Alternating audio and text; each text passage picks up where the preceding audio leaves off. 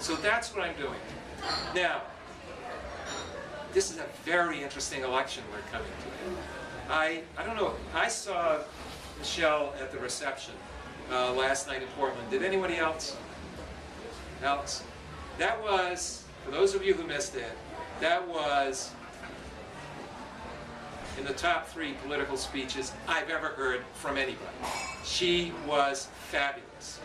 And what she did, and you can see, not only did she use the teleprompter better than Barack Obama does, because she didn't go from one back and forth. She looked at the whole audience. She did some things technically that were astonishing. But the content of what she said was fundamentally important. And I think that it's an indication of where the Obama campaign is going to go. We have, as Democrats, for a long period of time, basically drawn a contrast between the wealthy, and we're for the middle class, and the Republicans are for the wealthy.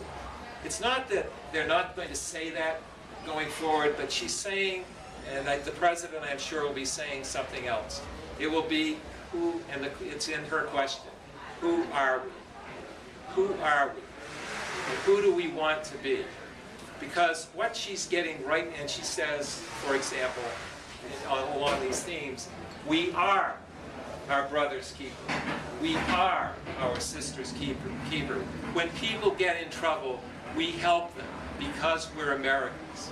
And what she is doing is she is taking that part of the American experience that is all about community, that it's all about working together. It grows out of the Founding Fathers and what they thought they were doing. It grows out of our communities of faith, whatever they may be. And she is trying to make that the issue. And they are right to do that. Because if you ask yourself, why is it that not just issues about abortion or gay marriage or even war and peace generate these huge battles?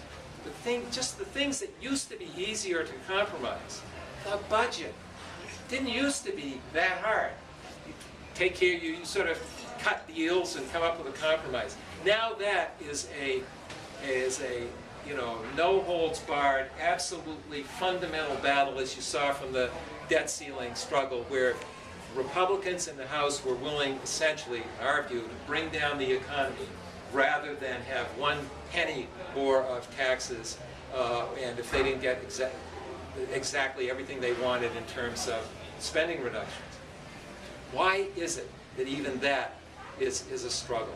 And I think the reason is this. I think that fundamentally the Republicans in the Congress today, and many across the country, believe that government, by its existence, infringes on personal freedom. And for them, personal freedom is the only thing that matters. In other words, each of us is an on-your-own society. That's all that matters. And that's why I think every issue becomes a struggle of almost religious fervor.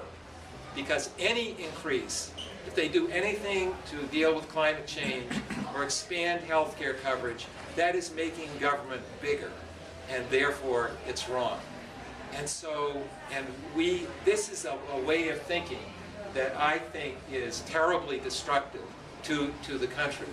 So that if we get to a place where the fundamental argument in this election cycle is not quite what it's been in the past, but it comes down to the 2 central pronouns in American politics, me and we. If we're the party of we, and we can make that clear into whether at every level at which people are running, that we are the party that is going to make our communities stronger and better by working together. And you can't do that if you wind up hating government. Just hating government for its mere existence. That isn't going to work. And I think that we are going to have a political struggle that we can win. That we can win. Because ultimately, I don't think Americans are so selfish, so greedy, that they think that people who have lost their jobs and are out of work or who are sick and don't have health care coverage should just be left alone. Now you have some, you know, the people who said that at the CNN debate, the Tea Party debate, who when the question was, well, do we let this 30-year-old guy who has a critical condition, didn't buy health insurance, do we just let him die? Several people in the audience said, yes, yes, we do. That's not who we are. And I believe that this election is now, this election, you said it's not an election year, Andy, but they're all election years, really. I think we're coming down to a critically important struggle. It's going to be a struggle over the right things.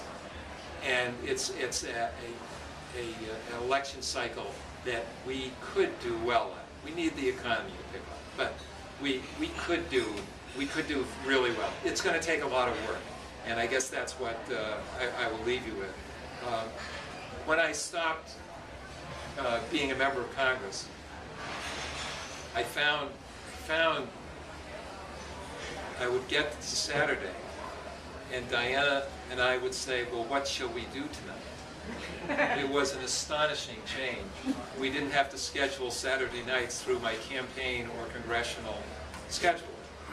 And it was quite an experience. Life after is good. But the reason I'm here, the reason you're here, is in many ways, this work never stops. You know, and if we do it for all our lives, with whatever capacity we have, however we can do it, wherever we can do it, we can leave this, our communities in this country better than we found them.